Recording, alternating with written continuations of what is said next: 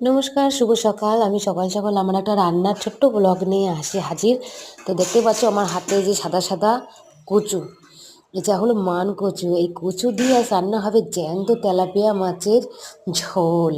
এই যে তেলাপিয়া মাছ করকরে করে ভেজে নিয়েছি, এবার বসিয়ে দেবো কড়াইতে আমার রান্না।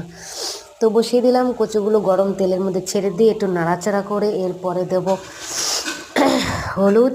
তারপরে দেখতেই পাচ্ছ হলুদের রঙটা কিন্তু বেশ। এবার একটু নাড়াচাড়া করে তারপরে দিয়ে দিলাম একটু নুনটা আর হলুদটা মিশিয়ে দিয়ে এবার নাড়াচাড়া করব ভালো করে, যাতে কচুগুলো একদম হলুদ হয়ে যায়। সুন্দর করে মিশিয়ে নিয়েছি, দেখতেই পাচ্ছ রঙটা দেখো কত সুন্দর হয়েছে। হ্যাঁ, কড়াইটা আমার কালো, তার কারণ লোহার কড়াই তো, আমি উনুনে রান্না করছি। তো মশলা আমি সব রকমই মশলা দিয়ে নিয়েছি, ঝালটা একটু বেশি করে দিয়েছি যাতে কচু ঝোল, ওই জন্য কচুর ঝোলে একটু ঝাল আর নুনটা একটু চড়া করে দিতে হবে। এটা অনেকেই জানে না, আর অনেকেই জানে।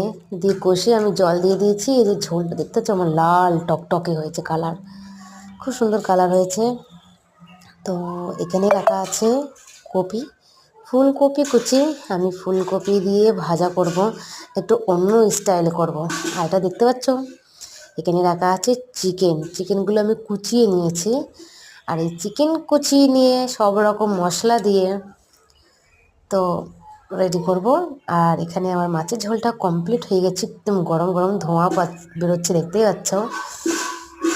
এই মাছের ঝোল হয়ে গেছে। আর এইদিকে আমি বাঁধাকপি কুচি দিয়ে, পেঁয়াজ কুচি দিয়ে, সব রকম মশলা দিয়ে মিক্সড করে সুন্দর করে একটা ম্যারিনেট তৈরি করলাম। দেখো কত সুন্দর লাগছে, কালারটা অ্যামেজিং। আর মাখাতে এত ভালো লাগছিল, বলে মাখিয়েই যায়। তাহলে মাখানোটা কমপ্লিট করে সুন্দর করে রেডি করে নিলাম। দিয়ে এদিকে উনুনে আমি রুটি ভাজার চাড়া বসাই দিয়েছি, আর তার উপরে থাকবে কলার পাতা। দেখাচ্ছি তোমাদেরকে, দেখো কলার পাতা রেখে দিয়ে তার উপরে মাংসগুলো সুন্দর করে পেতে দিয়েছি, দিয়ে আমি ঢাকা দিয়ে দেবো। এই ঢাকা দিয়ে ও রুমে ভাজা হবে, আর ওই মশলা দিয়ে বেশ সুন্দর সুন্দর ভাজা হয়ে যাবে। তারপরে খেতে যা টেস্ট। এখানে আমার মেয়েকে খাওয়াতে বসে বললাম, আমার মেয়ে তো খেয়ে বলছে বাহ মা।